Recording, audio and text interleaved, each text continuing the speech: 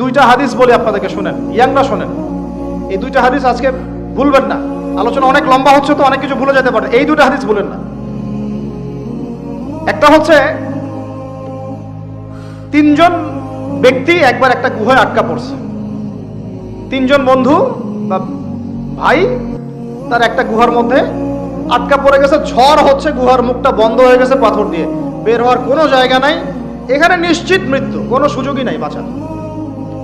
তারা অনেক চেষ্টা করে বের হতে পারলো না। শেষমেশ তারা বলছে যে আমাদের যদি কোনো নেক আমল থাকে সেই নেক আমলের ওসিলা করে আল্লাহর কাছে দোয়া করি, আল্লাহ চাইলে আজকে আমাদেরকে বাঁচাতে পারে। একজন বলছে, আল্লাহ আমার মা ছিল, পিতামাতা ছিল, তো মাকে আমি দুধ পান না করি আমার সন্তানদেরকে কখনো খাওয়াতাম না। একদিন গিয়ে দেখি যে মা ঘুমিয়ে গেছে, আমার বাচ্চারা কান্নাকাটি করছে, তবু আমি আমার বাচ্চাকে কান্না অবস্থায় রেখেছি, মাকে খাওয়াই নাই, ওদেরকে খাওয়াই নাই, আগে মাকে খাওয়াইছে তারপর ওদেরকে খাওয়াইছে।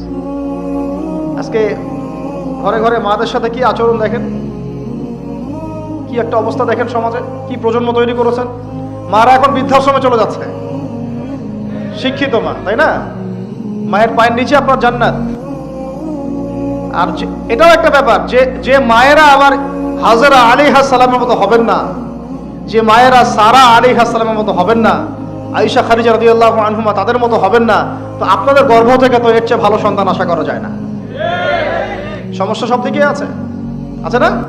তো ও এই দোয়া করার সাথে সাথে একটু সরে গেল, আল্লাহর পক্ষ থেকে এই পাথরটা একটু সরে গেল, কিন্তু বের হওয়ার জন্য এনাফ না।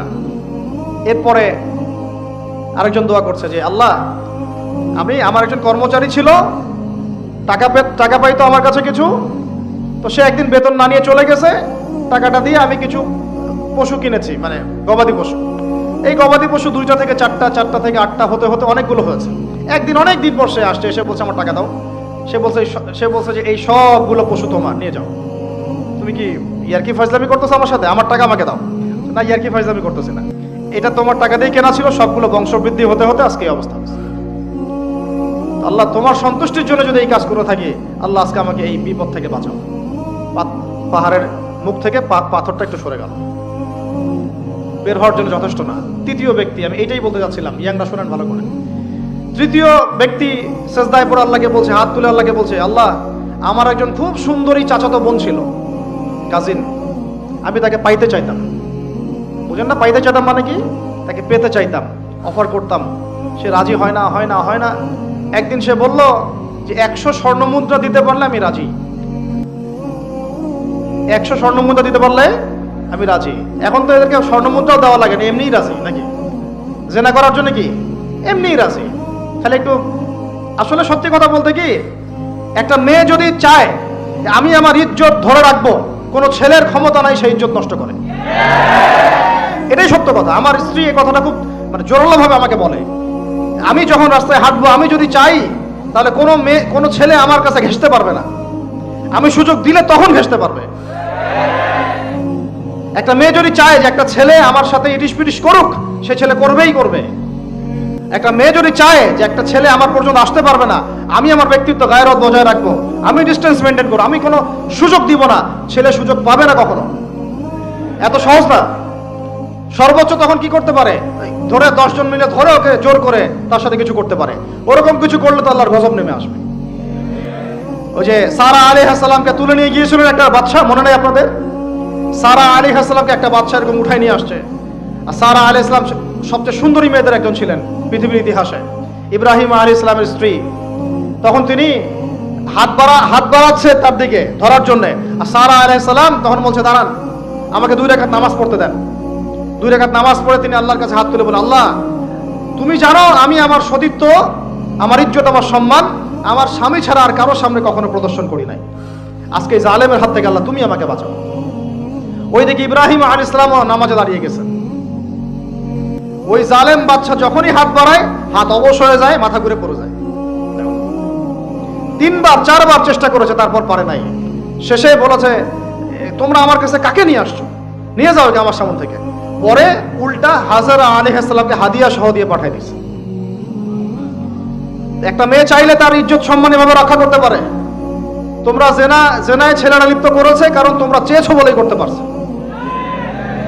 তুমি ফেতনা না ছড়াতা, তুমি বেহায়ের মতো বাইরে বের না হতা, তুমি তোমার চুল খোলা না রাখতা, তুমি তোমার পোশাক ঠিক রাখতা, তোমার কথা ঠিক রাখতা, তোমার কথার মধ্যে মানে শক্তি রাখতা, মিষ্টি মিষ্টি প্রলোভন দিতা না, বাইকের পিছনে বসতা না, চটপটে ফুচকা খাইতা না, এখানে ওখানে আড্ডা মারতা না, কোনো ছেলে তোমার কাছে আসতে পারতো না। তোমরা এই কাজ করেছো, ছেলে আসতে পেরেছে। আপনারা তো কিছু হইলে ছেলেদেরকেই দোষ দেন। ছেলেরা তো এমনি আকর্ষিত হবেই।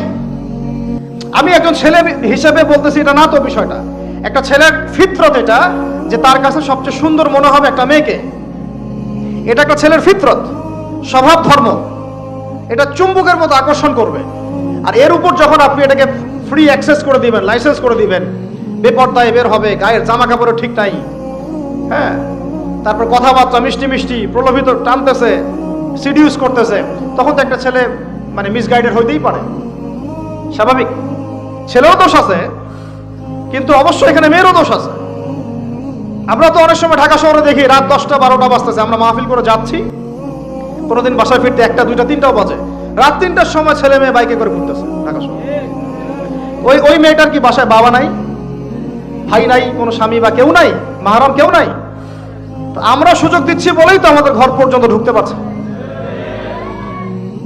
সবার আগে মেয়েদেরকে শক্ত হইতে হবে। আর মেয়ের বাবা যারা, আমি তো নিজেও মেয়ের বাবা, আমরা বাচ্চাদের সাথে সময় কাটাই আর ভাবি যা কি যে হবে ভবিষ্যতে আল্লাহ ভালো জানেন, কিভাবে মেয়েকে মানুষ করব, কিভাবে সতীত্ব রক্ষা করবে আমাদের মেয়েরা। যা চলতেছে অনেক মাদ্রাসার মেয়ে পর্যন্ত নষ্ট হয়ে গেছে। আপনারা জানেন না তো, আমরা জানি কথা। মাদ্রাসায় পড়ুয়া বহু মেয়ে নষ্ট হয়ে গেছে। যতদিন পর্যন্ত এদের হাতে মোবাইল ফোন ছিল না, ইজ্জত ঠিক ছিল। মোবাইল ফোনটা যখনই ঢুকেছে, ইজ্জত নষ্ট হয়ে গেছে বহু মেয়ের। আমি এরকম জানি, বলতে চাচ্ছি না।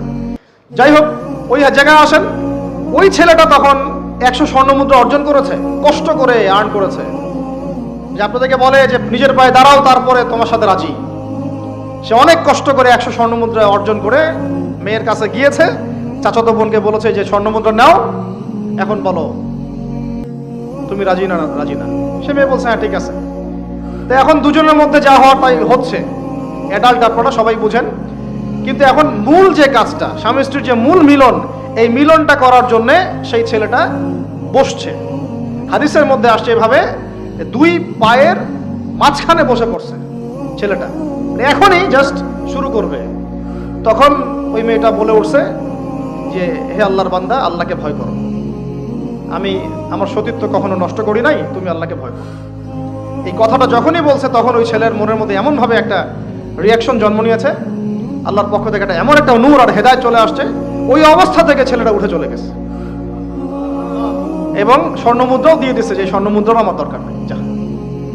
এবার সেই গুহার মধ্যে বন্দী অবস্থায় আল্লাহর কাছে হাত তুলে দোয়া করতেছে, আল্লাহ তুমি যদি জানো ওই কাজটা আমি তোমার সন্তুষ্টির জন্য করেছিলাম, আজকে আমাকে এই সাক্ষাৎ এই মওতের হাত থেকে বাঁচাও।